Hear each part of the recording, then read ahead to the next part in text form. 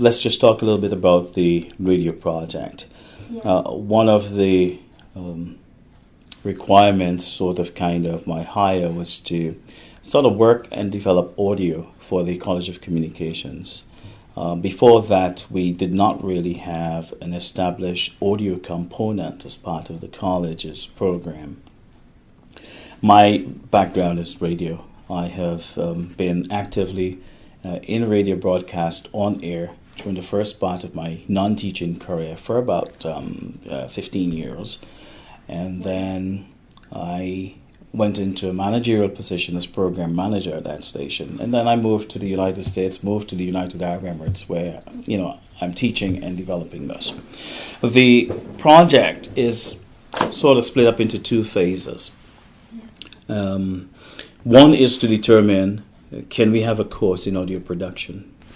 And so we ran a series of pilot special topics program in radio production. And it was felt by the college that yes, we can go forward with this. And now that course, I think, is MPS 341, which will be starting in the fall. Oh, it will be a new course? It will be a new course okay. to be offered by the College of Communication. Currently, we have 2 sets of podcast booths where students can now do that, along with the new set of broadcast equipment which we are working on developing into our college radio station.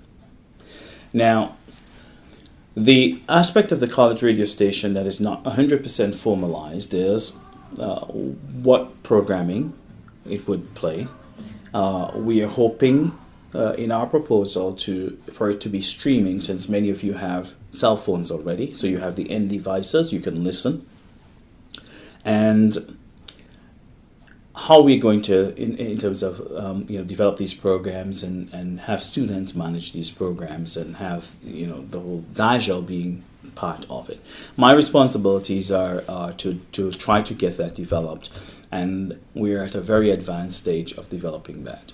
When I come back in the fall, I will begin to sort of formalize with the necessary peoples how we're going to move forward with getting the music database set up, getting the programs set up, and getting the work that students do. You will do an application for students to listen to the station, or it will be live for all people?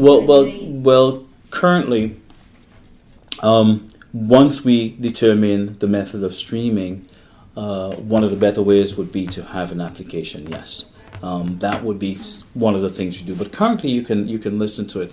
Right now I have the automation system running, and it is streaming locally here though.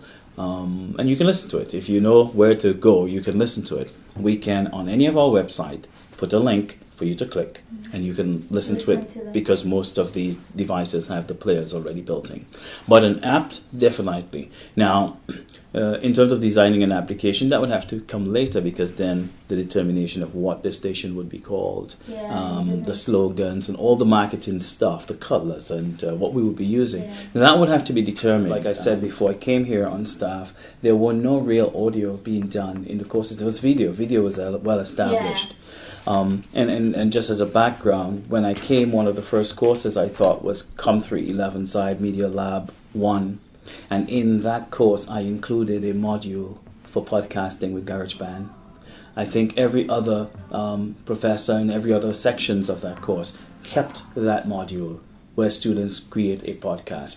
But that began as part of the part of my requirement when I did my interview, sort of, to see, can we develop audio as part of what we have here for the college?